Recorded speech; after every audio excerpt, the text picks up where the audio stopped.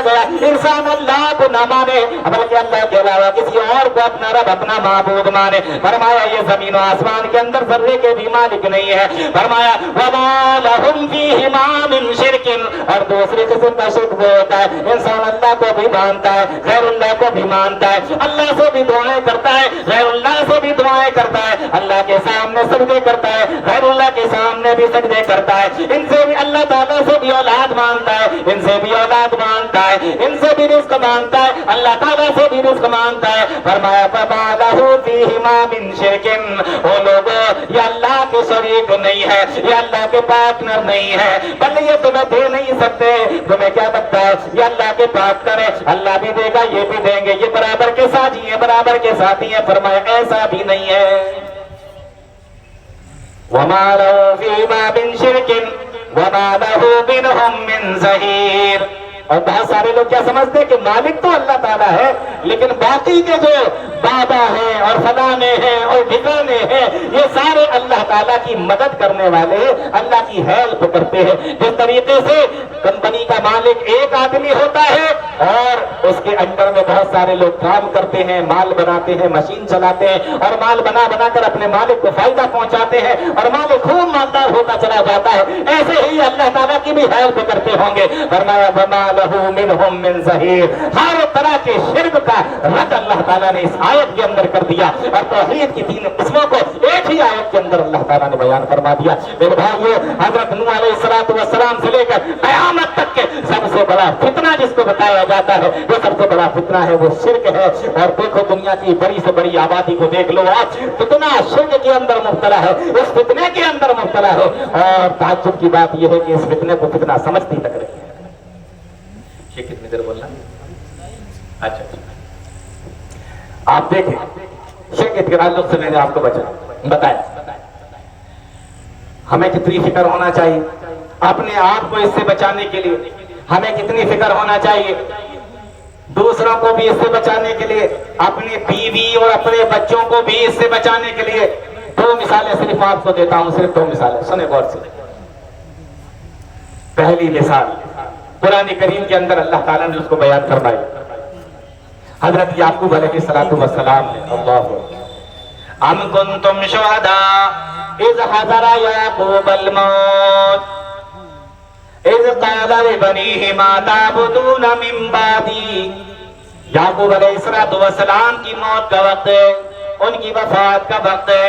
याकूब अलैहिस्सलातु वस्सलाम बूढ़े हो चुके, अब उनके चल चलाओ का वक्त आ गया, उनकी मौत का वक्त आ गया।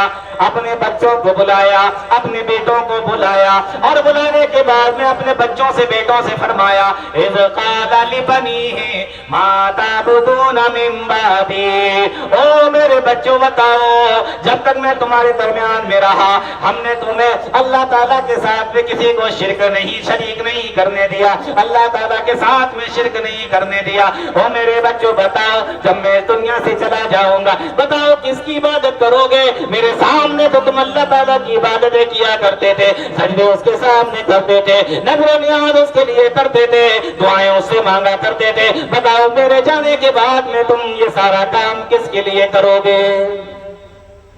बच्चों का जवाब सुनने से पहले एक बात मैं आपको बता देना चाहता हूं। बच्चों का जवाब बताने से पहले, जो बच्चों ने जवाब दिया वो जवाब बताने से पहले मैं आपको एक बात बता देना चाहता हूं। हमारे यहाँ जब बच्चे छोटे होते हैं हम देखते हैं कि माँ बाप उनको समझाते हैं, लेकिन जैसे ही बच्चा जवान हो जाता है, बड़ा हो जाता है, तो माँ बाप उनको समझाना बंद कर देते, माँ बाप उनको समझाना बंद कर देते।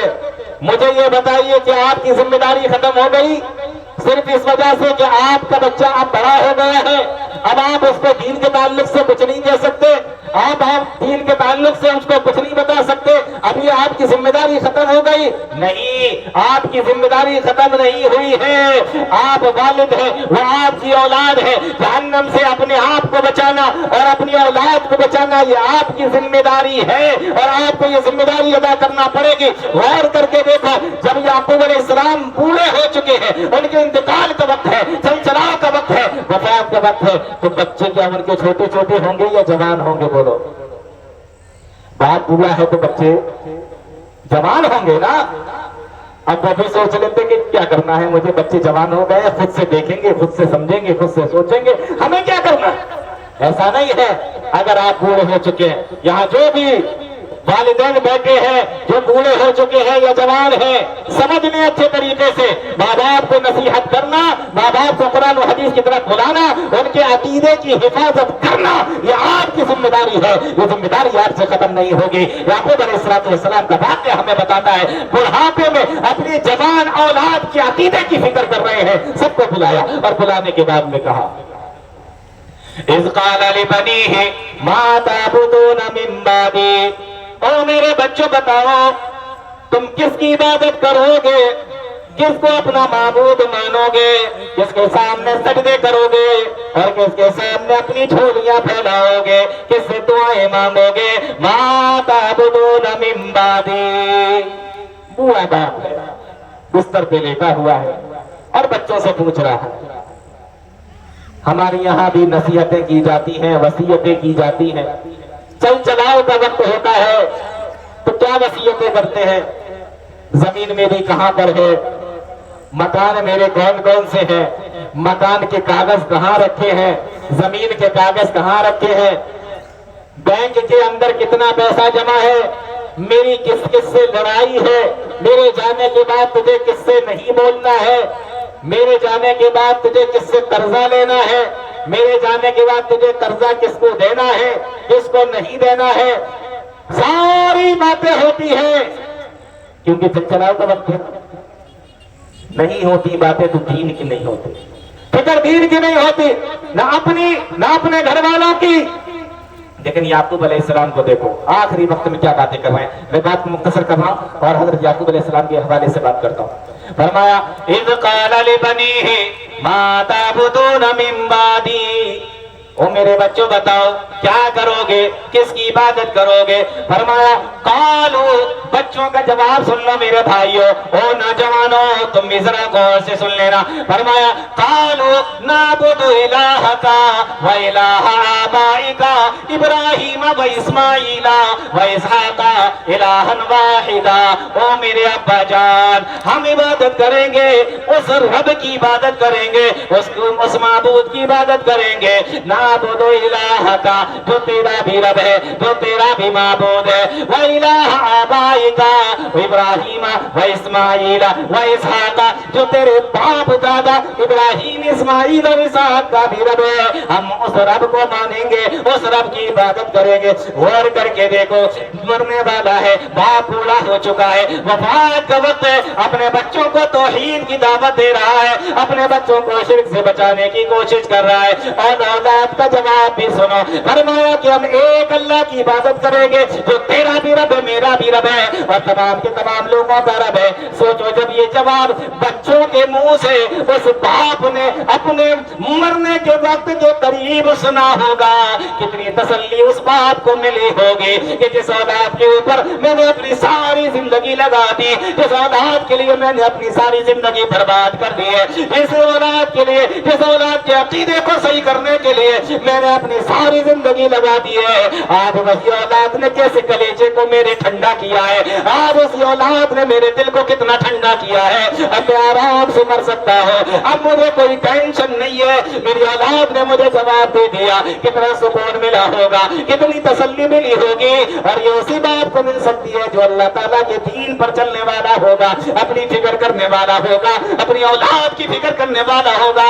फरमाया, नाबुदु इलाहका व इलाहा आबाइका इब्राहीम व इस्माईल व इसहाक इलाहन वाहिदा व नानु लहु मुस्लिमून। ओ मेरे अब्बा, हम जब तक दुनिया के अंदर रहेंगे, अल्लाह के फरमाबरदार बन के रहेंगे, अल्लाह के गुलाम बन कर रहेंगे, अल्लाह की इबादत करते रहेंगे।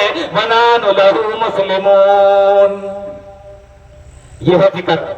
इस तरीके से बचा जाता है मेरे भाइयों फितनों से, इस तरीके से बचाया जाता है फितनों से, अपनी औलाद को, अपने घर वालों को।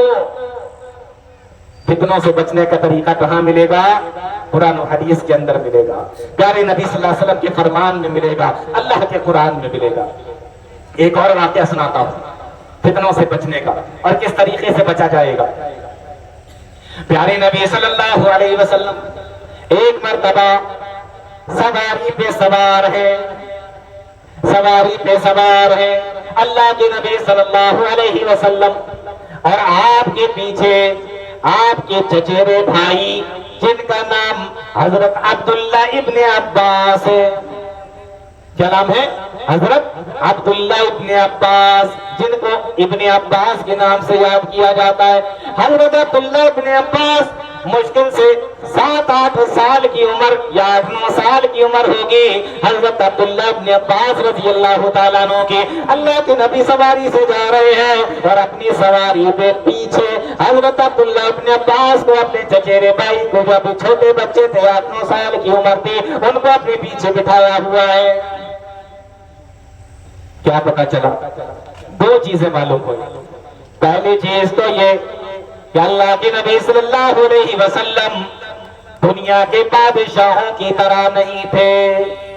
دنیا کے بادشاہ جب نکلتے ہیں ان کی سواری کو کوئی بیٹھنا تو چھوڑو چھو بھی نہیں سکتا، ان کی سواری کے کوئی قریب بھی نہیں آ سکتا، اگل بگل باڈی گارڈ بھی چلتے ہیں، کوئی پاس آنے کی کوشش کرتا ہے تو اس کو پاس آنے نہیں دیا جاتا۔ لیکن پیارے نبی کی تواضع دیکھو، پیارے نبی کی انکساری اور عاجزی دیکھو، اللہ کے نبی سواری پہ سوار ہے اور دنیا کے بادشاہوں کی طرح نہیں ہے، بلکہ پیارے نبی اکیلے جا رہے ہیں اور اپنے ساتھ میں اپنے چچیرے بھائی کو بھی بٹھا رکھا ہے۔ دنیا کے اندر کبھی دیکھا ہے کوئی ایسا آدمی جو بہت بڑا گھمنڈ والا ہو، تکبر والا ہو، بہت بڑی دولت بھی اللہ تعالیٰ نے جس کو دے رکھی ہو اور بہت بڑا عہدہ بھی اللہ تعالیٰ نے جس کو دے رکھا ہو، اور وہ اپنے ساتھ میں بچوں کو بھی شامل کر لے کہ چلو بھائی تم میرے پیچھے آ کے بیٹھو؟ میں نے تو یہاں تک دیکھا بڑی بڑی گاڑیاں ہوتی ہیں اور پوری بڑی بڑی گاڑی میں اکیلے بیٹھے ہو، ایک ڈرائیور ہے جو گاڑی چلا رہا ہے اور باقی اکیلے بیٹھے، باقی جو بھی جس کو بھی بیٹھنا ہوگا وہ دوسری اگل بگل آس پاس جو آگے پیچھے گاڑیاں چلتی ہیں اس میں بیٹھتے ہیں، اپنے ساتھ کسی کو بٹھانا پسند نہیں کرتے۔ لیکن یہاں پیارے نبی نے چھوٹے سے بچے کو بٹھایا، اس سے پتا چلا کہ نبی صلی اللہ علیہ وسلم کی عاجزی اور انکساری کیا ہے۔ اور ایک بڑے تعجب کی بات اور آپ کو بتاتا ہوں، میں نے ابھی تک جو پڑھا ہے وہ یہ پڑھا کہ اللہ کے نبی صلی اللہ علیہ وسلم جب سواری میں بیٹھتے تھے تو کبھی کبھی اپنے ساتھ میں کسی کو سوار کر لیا کرتے تھے، تو 2 لوگ ہو جاتے تھے، ایک اللہ کے نبی صلی اللہ علیہ وسلم اور ایک آپ کے ساتھ میں جو سوار ہے وہ 2 لوگ ہو جاتے تھے۔ جیسے ایک اور حدیث حضرت معاذ بن جبل رضی اللہ تعالیٰ عنہ کے تعلق سے آتی ہے کہ اللہ کے نبی صلی اللہ علیہ وسلم اس کو ایک سواری پہ سوار تھے، پھر آپ نے حضرت معاذ بن جبل کو پیچھے بٹھا لیا اور پیچھے بٹھانے کے بعد آپ ان سے باتیں کرتے ہوئے جا رہے تھے، آپ ان کو دعا سکھاتے ہوئے جا رہے تھے۔ تو اللہ کے نبی صلی اللہ علیہ وسلم کے ساتھ میں اگر کوئی بیٹھا تو ایک آدمی، ایک بچہ، کوئی ایک بیٹھا، آپ 3 نہیں بٹھاتے تھے۔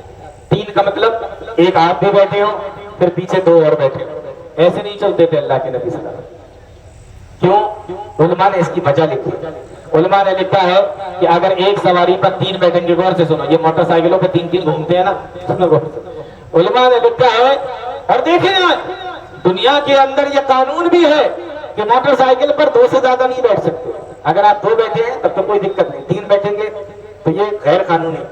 پیارے نبی کو دیکھو آج سے 1400 سال پہلے 3 نہیں بٹھایا کرتے تھے۔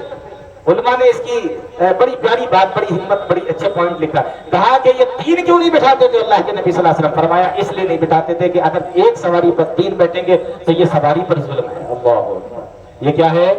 یہ سواری پر ظلم ہے کہ ایک ہی پر 3 بیٹھے، تو کہا 2 تو بٹھاتے تھے لیکن 3 نہیں بٹھاتے تھے، یا اکیلے ہوتے تھے یا 2 ہوتے تھے، یہ آپ دیکھیں ذرا۔ تو چھوٹے بچے حضرت عبداللہ ابن عباس کو پیچھے سوار کیا ہوا ہے، اب دونوں باتیں کرتے ہوئے جا رہے ہیں۔ یہاں ذرا ایک اس حدیث کو سنا کے بعد ختم کر رہا ہوں۔ پیارے نبی صلی اللہ علیہ وسلم، چھوٹا بچہ بیٹھا ہوا ہے، 8-9 سال کی عمر ہے، اور اللہ کے نبی جا رہے ہیں۔ اب باتیں ہو رہی ہیں دونوں کی، باتیں کیا ہے؟ آپ نے فرمایا یا غلام، یا غلام، او بچے، کتنے پیار سے بات کی آپ نے، یا غلام، او بچے۔ آپ فرماتے ہیں او بچے، آپ نے فرمایا، پیارے نبی صلی اللہ علیہ وسلم نے بچے کو مخاطب کر کے فرمایا، اے بچے سنو، احفظ اللہ یحفظک، اگر تم اللہ کے دین کی حفاظت کرو گے تو اللہ تعالیٰ تمہاری حفاظت کرے گا۔ پہلی نصیحت کیا فرمائی؟ احفظ اللہ یحفظک، تم اللہ کے دین کی حفاظت کرو، تم اللہ کی حفاظت کرو گے اللہ تمہاری حفاظت کرے گا۔ معنی بتایا علماء نے کہ اللہ کے دین کی حفاظت کرو گے تو اللہ تمہاری حفاظت کرے گا۔ آج دیکھو دنیا کے اندر جہاں جہاں پریشانی مصیبتوں کے اندر ہم مسلمان شکار ہیں، کیا ہم اللہ کے دین کی حفاظت کر رہے ہیں؟ نہیں کر رہے ہیں۔ ہم اللہ کے دین کی حفاظت نہیں کر رہے ہیں، اللہ ہماری حفاظت نہیں کر رہا۔ شرط ہے اگر تم اللہ کے دین کی حفاظت کرو گے تو اللہ تعالیٰ تمہاری حفاظت کرے گا۔ فرمایا احفظ اللہ یحفظک، تم اللہ کے دین کی حفاظت کرو اللہ تعالیٰ تمہاری حفاظت کرے گا۔ اور اللہ تعالیٰ ایسے ایسے موقع پر، ایسے ایسے مقام پر انسان کی حفاظت کرتا ہے کہ انسان سوچ بھی نہیں سکتا۔ قربانی کا موقع آ رہا ہے، حضرت ابراہیم علیہ السلام کی سیرت کے حوالے سے، حضرت اسماعیل علیہ السلام کی سیرت کے حوالے سے بہت سارے قصے واقعات آپ نے سنے ہوں گے، لگ بھگ سبھی چیزیں آپ نے سنی ہوں گی۔ علماء بتاتے رہتے ہیں، ہر سال بتاتے ہیں آپ کو۔ دیکھا کس طریقے سے بادشاہ نے، کس طریقے سے مصر کے ظالم اور جابر بادشاہ نے حضرت ابراہیم علیہ السلام کی بیوی حضرت سارہ پر ہاتھ بڑھانے کی کوشش کی، اور اللہ تعالیٰ نے اس ظالم اور جابر بادشاہ کے ساتھ میں کیا کیا؟ صحیح بخاری اٹھا کر دیکھ لینا، علماء سے پوچھ لینا، یہ ہمارا موضوع نہیں ہے، میں آپ کو صرف یہ بتا رہا ہوں کہ اللہ تعالیٰ کس طریقے سے حفاظت فرماتا ہے۔ احفظ اللہ یحفظک، تم اللہ کے دین کی حفاظت کرو اللہ تعالیٰ تمہاری حفاظت کرے گا۔ پھر آپ نے فرمایا اسی شرک سے، سب سے بڑے فتنے سے بچاتے ہوئے فرمایا او بچے اذا سألت فاسأل اللہ وَإِذَا اسْتَعَنْتَ فَاسْتَعِنْ بِاللَّهِ، او بچے جب سوال کرنا تو اللہ سے سوال کرنا، اور جب دعا مانگنا مدد مانگنا تو اللہ تعالیٰ ہی سے مدد مانگنا۔ کیا سکھا رہے پیارے نبی؟ توحید سکھا رہے۔ ایاک نعبد و ایاک نستعین، ہم نمازوں کے اندر بھی تو یہی کہتے ہیں اے اللہ ہم صرف تیری ہی عبادت کرتے ہیں اور تجھ ہی سے مدد چاہتے ہیں، اور جب نماز ختم ہو جاتی ہے تب بھی ہم یہی کرتے ہیں، یہی کہتے ہیں اللہم لا مانع لما آتیت ولا معطی لما منعت ولا ينفع ذا الجد منک الجد۔ یہاں اللہ کے نبی سمجھا رہے ہیں اذا سألت فاسأل اللہ وَإِذَا اسْتَعَنْتَ فَاسْتَعِنْ بِاللَّهِ، او بچے جب سوال کرنا تو اللہ سے سوال کرنا، جب مانگنا تو اللہ سے مانگنا، جب مدد چاہنا تو اللہ تعالیٰ سے مدد چاہنا۔ دعا کرو اللہ سے، مانگو اللہ سے، سوال کرو اللہ تعالیٰ سے۔ ہم جب اس طریقے کی باتیں بتاتے ہیں تو بہت سارے لوگ چٹکی لیتے ہیں، مزے لیتے ہیں کہ اچھا رات بھر مولوی تقریر کرتا ہے اللہ سے مانگو، صبح ناشتہ اپنی بیوی سے مانگتا، چٹکی لیتے ہیں، مزہ۔ رات بھر مولوی تقریر کرتا ہے اللہ سے مانگو، اور صبح ہو کے ناشتہ کس سے مانگتا ہے؟ اپنی بیوی سے مانگتا ہے۔ کہاں چلی جاتی ہے اس کی توحید؟ جن بیچاروں کو یہ نہیں پتا کہ شرک کس کو کہتے ہیں، جن بیچاروں کو یہ نہیں پتا کہ توحید کس کو کہتے ہیں، جن بیچاروں کو یہ نہیں پتا کہ اسباب کیا ہوتا ہے اور مسبب الاسباب کیا ہوتا ہے، جن بیچاروں کو یہ نہیں پتا کہ تحت الاسباب اور فوق الاسباب کیا ہوتا ہے، ان کو کیا بتایا جائے؟ ہم بیوی سے اس لیے مانگ رہے ہیں کہ بیوی ہماری بیوی کو ہم معبود سمجھتے ہیں، رب سمجھتے ہیں؟ نہیں، ہمیں پتا ہے کہ جس طریقے سے بیوی ناشتہ بنا کر دے گی تو ہم مجبور ہیں اس کے ناشتہ بنانے کے، اسی طریقے سے بیوی بھی مجبور ہے کہ ناشتے کا سامان لا کر تو ہم دیں گے۔ نہیں سمجھ میں آئی بات؟ وہ بنا کے دے گی، ہم اس کے مجبور ہیں، لیکن ناشتے کا سامان بازار سے لا کر ہم لیں گے تو وہ ہماری مجبور ہے۔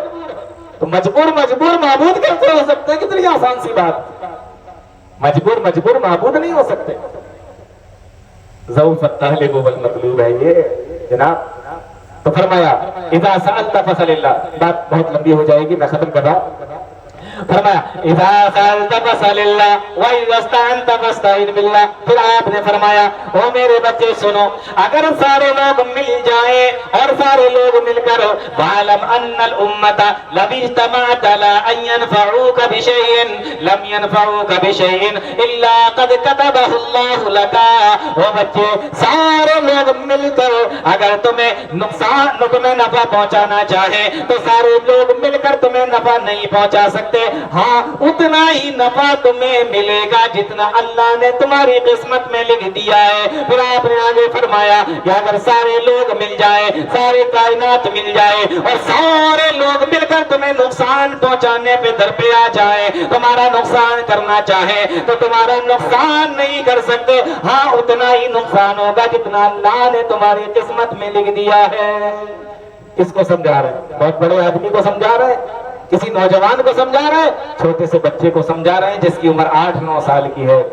ہم نے کتنی مرتبہ اپنی موٹر سائیکل پر، گاڑی پر پیچھے اپنے بچوں کو بٹھایا ہوگا، آگے اپنے بچوں کو بٹھایا ہوگا موٹر سائیکل پر اور گاڑی پر۔ بتاؤ کتنی بار ہم نے ان کو دین سکھایا، کتنی بار ہم نے ان کو عقیدہ سکھایا، کتنی بار ہم نے ان کو اپنا دین اور اسلام سکھایا، کتنی بار ہم نے ان کے سامنے اس طریقے کی باتیں کی ہے۔ میرے بھائیوں، ہماری باتیں بھی بڑی عجیب ہوتی ہیں، بچوں سے ہر طریقے کی باتیں کرتے ہیں، ایک مرتبہ نہیں سینکڑوں مرتبہ اپنے ساتھ گاڑی پر بٹھا کر اپنے بچوں کو لے کر جاتے ہیں۔ لیکن پیارے نبی صلی اللہ علیہ وسلم کو دیکھو، ایک موقع بھی ہاتھ سے نہیں جانے دے رہے ہیں، موقع ملا گاڑی پر بیٹھے ہیں، وہیں پر سمجھانے کا موقع ملا تو عقیدہ وہی بتایا جا رہا ہے، عقیدہ وہی سمجھایا جا رہا ہے۔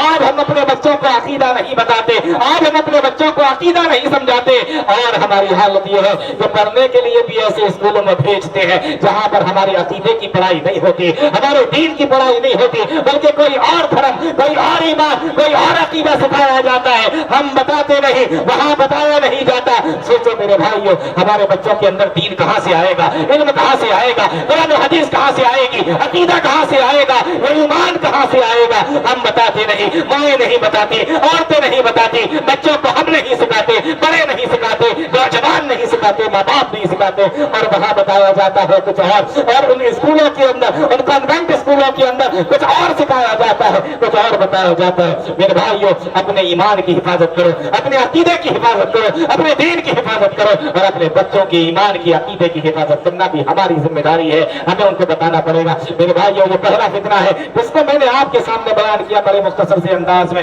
فتنہ ایسی چیز کہ آپ کو پتہ بھی نہ چلے، آپ اس کے اندر گرفتار ہو جائیں، اور جو آپ کے ایمان کو بگاڑ دے، آپ کے عقیدے کو بگاڑ دے۔ سب سے بڑا فتنہ نوح علیہ السلام کے زمانے سے لے کے آج تک جو سب سے بڑا اور قیامت تک جو سب سے بڑا رہے گا وہ شرک کا فتنہ ہے۔ اس کے علاوہ بھی بہت سارے فتنے ہیں میرے بھائیوں۔ اللہ تعالی ہم تمام لوگوں کو نیک عمل کی توفیق عطا فرمائے، قرآن و حدیث کو سمجھنے کی، اس پر چلنے کی توفیق عطا فرمائے، آمین یا رب العالمین۔ وآخر دعوانا الحمدللہ رب العالمین، والسلام علیکم ورحمۃ اللہ وبرکاتہ۔